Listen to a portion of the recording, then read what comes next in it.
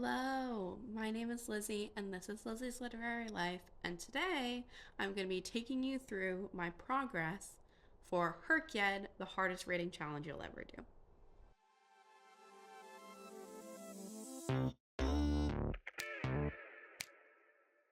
So, firstly, it is like 7:30 in the morning. I'm talking kind of quiet because my fiance is still asleep. My goal is to get this video up today. So if you're seeing this on Monday, April 21st, I succeeded and this was filmed this morning. HRCYED is the hardest reading challenge you'll ever do. It was created by QWERTY, who will be linked down below. Yeah, it's been hard. I'm not going to say I regret doing it because I think if/when I succeed, I will be extremely proud of myself. But it has really dominated my reading life for the past almost a year. I started on July 1st, 2024. So you got a year to do it. So I will be finishing on June 30th this year, which, as it is April 21st, is just over 2 months away. And I have a lot of books left to read. And so, like, basically, besides my women's prize project, which I am like squishing in there, every book I read until the end of June needs to be for HRCYED, pretty much. So, yeah, I will not be participating in HRCYED 2 because I don't want this much of my reading life to be dominated by one challenge again. Props to everyone who's doing it, but I just can't. And that's okay. So I am going to screen share my spreadsheet. And let's just get that going. So, as you should be seeing my screen right now, I have two HRCYED sheets in my spreadsheet. I have HRCYED tracking and HRCYED planning. So hopefully I will be able to switch between them pretty frequently. As you can see over in the corner here, which I will tell you right off the bat, it's no longer in the corner, it's in the middle. I'm 74.65% complete with HRCYED, and I just calculated before starting filming, that today is just about 80% through the days. In terms of like days it's been since I started, out of 365 days, we're at about 80%. So I am behind, which is cool and fun. I don't have any bingos yet, as you can see. We're just going to go through each challenge. I'll tell you if it's done, I'll tell you what I did. If it's not done, I'll tell you what I have left to do and what my plan is to read those books. Because I do have every prompt planned pretty much. Okay. This also might have spoilers for my Spiffbo video, which is not out yet, but that's okay. It's fine. I don't know when that's coming out because spoilers, I am hating those books. So it's taking me a long time. Okay, first prompt. We have 500-page book in a day. I read Jade City for this. I read it in like July. This was one of the first ones I did. I read it on a plane. Or on a travel day. I was heading to Minneapolis in July 2024. So I did that A to Z challenge. I have everything except X and Y complete. So I do need to read X and Y, and I have double ups planned. I have been using my double ups as they're allowed, but I have not used any like redos. You can do, like, QWERTY puts out these quizzes that you can do in order to earn a redo. And like if you don't get a prompt done in time for the time-based ones or like whatever, you can kind of cheat with those redos. I haven't used any of those and I don't plan on it. X and Y. Let's see what I have planned. X is XOXY, a memoir that is doubling up something else, and then Y is You Made a Fool of Death with Your Beauty by Okweke Emezi, which is also doubling up something else. So we will get to those in a minute as well. 3 or more blurbs on a book. I did succeed. I did finish. My initial book was The Cloisters by Katie Hayes, and then there were 3 blurbs on the back, or more than 3, but these are the ones I picked. The Sanatorium by Sarah Pierce, The Lost Apothecary by Sarah Penner, and The Ballerinas by Rachel Kapelke-Dare. Garage sale books I've not done any of. I've struggled to read the ones that are books that I own, which means that I have a lot of physical reading to do in the last 2 months of this challenge, because while I can read books that I own on audio, like I can get the audiobooks from the library, I prefer not to. I just have a weird like mental block around like reading via audiobooks that I own, because then I feel like it was a waste of buying the book, if that makes sense. Just based on like, I don't know, I don't need to explain myself. But my garage sale books that I have planned to read, and there are a couple things these could be switched out for, because I do buy the majority of my books used. I have The Art of Cruelty by Maggie Nelson, Then She Was Gone by Lisa Jewell, and The Christie Affair by Nina D. Gramont. The Art of Cruelty I got basically out of a little free library, but it was like a bookstore had like this wall of books outside that you could just like, they were like 25 cents each, or like 25 cents for paperbacks, 50 cents for hardcovers, all used. And I grabbed that one. Then She Was Gone by Lisa Jewell was on a table with a sign marked that said free at my work. And The Christie Affair, I went to this, I guess it was like a library sale or something, but we were there at the very end. Like I walked in as they were cleaning up, and I was like, oh, sorry, I'm kind of sick, but you probably have heard it. It's okay. I was like, oh, I want to read that book. And the lady was like, just take it. So I got it for free. And those felt the most in the spirit of the prompt, but I could switch those out for books that I got at thrift stores, like that, because that's how I get most of my books is used. Then we have author tuber books. I read Warbreaker by Brandon Sanderson. I read Everything is Tuberculosis by John Green. So I need 3 more. And the ones I have planned are Managing and Other Lives by Willow Heath, Humane Society for Creatures and Cryptids, Hisfakak by Stephanie Gillis, which is QWERTY, the creator of this. That one may be switched out for a shorter book just because of time pressure. I have Please Do Not Touch This Exhibit by Jen Campbell. And then actually instead of Everything is Tuberculosis, I had slotted in a V.E. Schwab. I'm not going to read Darker Shade of Magics, but I may switch Hisfakak for a shorter V.E. Schwab if I need to. But I want to read Hisfakak because this is QWERTY's challenge, and like, I'm sure it's going to be good and everything. It's just long and eyeball. So we'll see. We'll see what I can do. But Managing Other Lies and Please Do Not Touch This Exhibit are both very short. And then I'll do one more, obviously. 4+ book series. I had initially slotted in the Terra Ignota series by Ada Palmer, which starts with To Like the Lightning, and I read that one, and I really wanted to like get through that series, and I wanted to read that series, and so I slotted that in there. For this, I started the second book, and I just was like, I don't have the bandwidth for this right now, and I don't think this is the type of series I want to be reading under pressure. So I switched it out for a series that I was reading anyway for the Throwback Book Club, The Lunar Chronicles by Marissa Meyer. 5 books from 5 small booktubers. This I filled mostly with my friends' faves from last year. So Nightbirds by Kate J. Armstrong was a friend's fave from Ashley's Reads. She's a fiction and fantasy on Instagram. She's more active there now, but she does have a booktube channel. Lilith by Nikki Marmory was a fave of Adriana from Carbon Blended Books.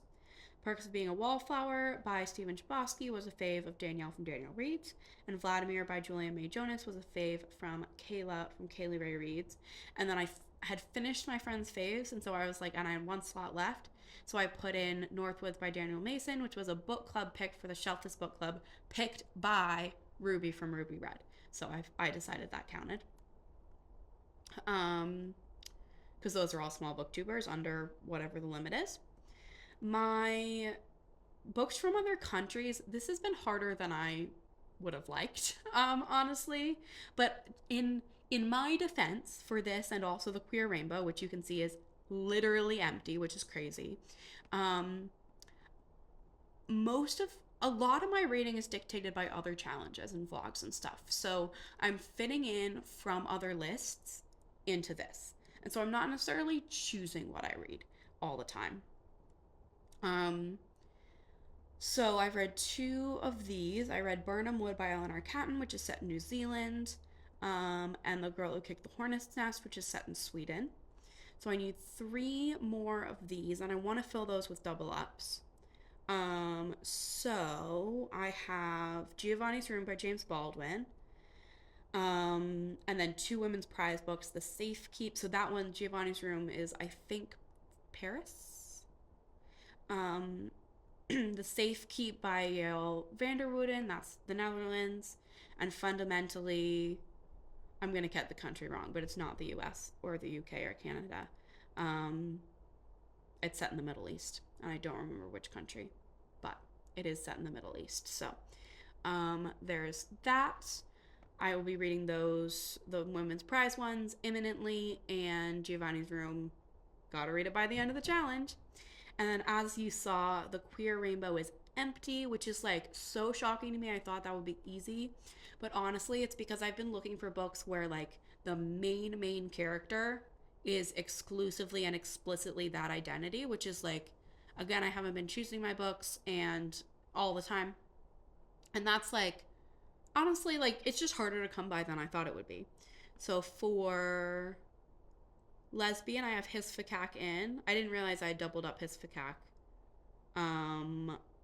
But I guess I did. So if I don't read that, I'll have to slot something else in there. So maybe I should just read that. For gay, I have Cursed Cocktails by S.L. Rowland, which is doubled up somewhere else. For trans, I have Paul Takes the Form of a Mortal Girl by Andrea Lawler, which is also doubled up. These are all doubled up. Mostly. I think all doubled up. By/Pan, we have You Made a Fool of Death with Your Beauty. You already saw that double up. It was for Y. Questioning Giovanni's Room, Intersex XOXY, and Ace, Unfortunately I Exist by Cordy, Stephanie Gillis. I think it's Gillis and not Gillis. I think it's Gillis. Correct me if I'm wrong if you're watching this. Sorry, that was a cat having the zoomies. So those should hopefully all be read. I mean, all of these should hopefully all be read by the end of the challenge, because that would be succeeding, you know. I am excited for all of these books, and a lot of that, like, I just am stressed about the number of books I have left, if I'm being honest. 5 lowest rated books. Initially, I had the 5 lowest rated books on my Goodreads TBR, Goodreads Want to Read, and then I like went through that and I was like, actually, I don't want to read any of these at all. So instead, I did, and like I could have just taken those off and then looked at the next 5, like taken off the ones I didn't want to read, looked at the next 5 lowest, and like, if I'm taking it off my want to read, it's not on my TBR anymore, so it doesn't count for like, anyway, what I decided to do, which I hope is not cheating. If it's cheating, don't tell me. I don't care.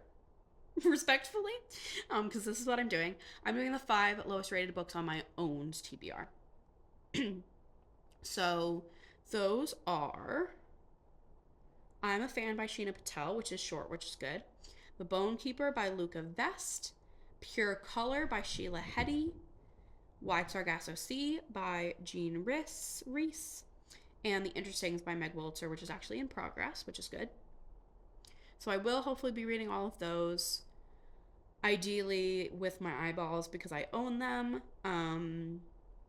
But if I have to sub in audiobooks, that's fine. I just need to get over myself, respectfully. Respectfully to myself, I need to get over myself. So that's my 5 lowest rated books. Direct from the indie author purchase is going to be Unfortunately I Exist, which was my 8th book. I bought that from Cordy's Ko-fi page. Ko-fi? Local author bookstore purchase is the one that I don't have slotted in yet. Basically,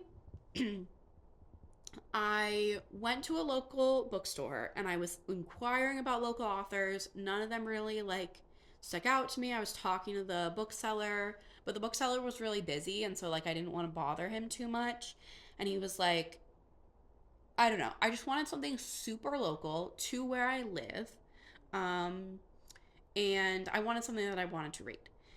But while I was talking to the bookseller, someone else who was just in the bookstore was like, "Did you know that there's a bookstore in a local indie bookstore in the next town over that's actually owned by an author who has XYZ books?"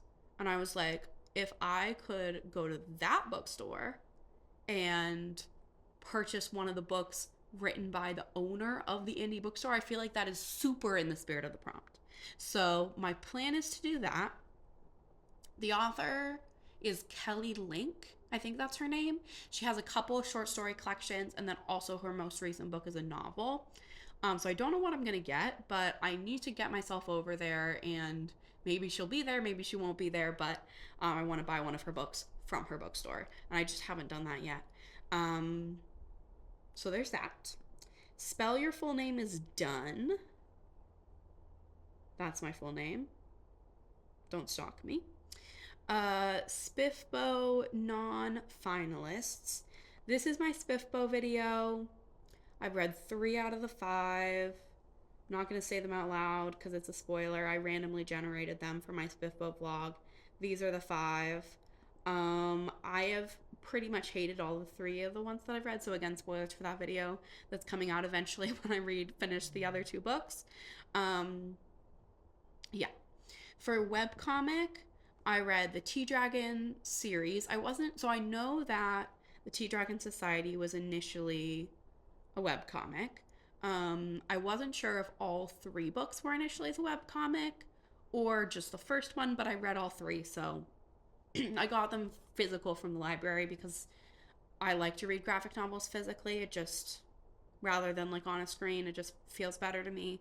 And since those were published into a 3-volume graphic novel series, I did read that whole thing. New releases, I am caught up. My April release is going to be The Maid's Secret by Nita Prose. My May release is going to be My Friends by Frederick Bachman.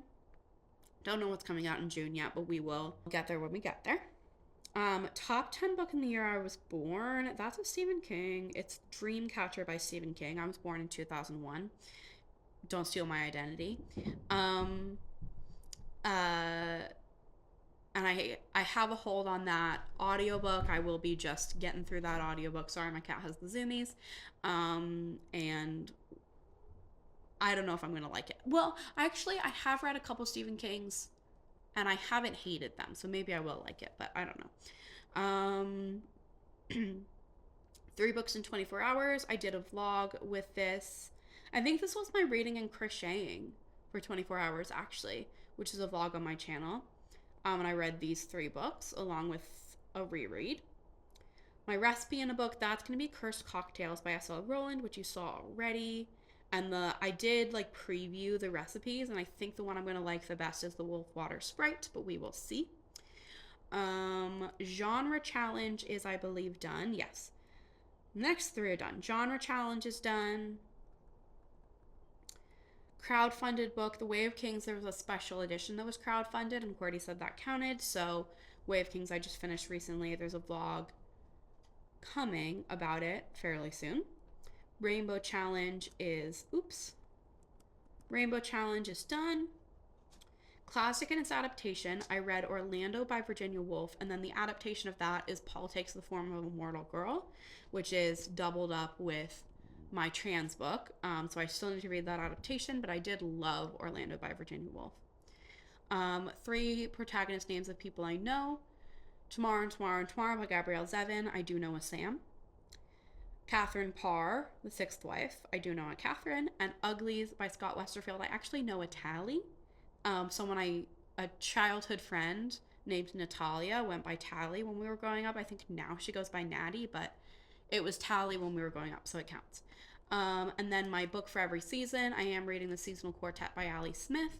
So I started with autumn and then winter. Spring is imminent because it is currently spring, and then I will be reading summer in June.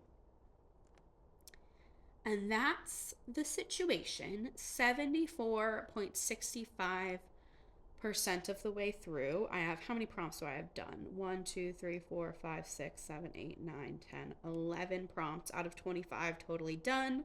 But a lot of the ones that are not done are like in progress. I'm going to actually stop my screen share, and then I'm going to count how many books I have left and share that with you. And that'll be that. So, stopping screen share. I have, how many do we think? 24, 25, 26, 27. I have 27 books left for HRCYED to read in how many days? Days until June 30th, 2025. I have 27 books to read in 70 days. See, it's possible. It's possible. And a couple of them are in progress. I'm nervous, but it's possible. I just am going to have to really focus on it and really grind in the last couple of months. Like I said, I also have my Women's Prize project going on.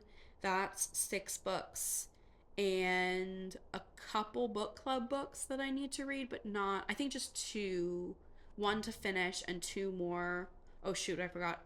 I have book club books to read too. Don't even worry about it. Everything is fine. Yeah, that's HRCYED. It's a little ambitious, but it is possible. So that's the rest of HRCYED. I hope you enjoyed this update. That's where I'm at. And yeah, comment down below how you're doing with HRCYED if you're participating. If you're not participating, tell me, would you ever? Or absolutely not. And I will see you in the next one coming very soon. Bye.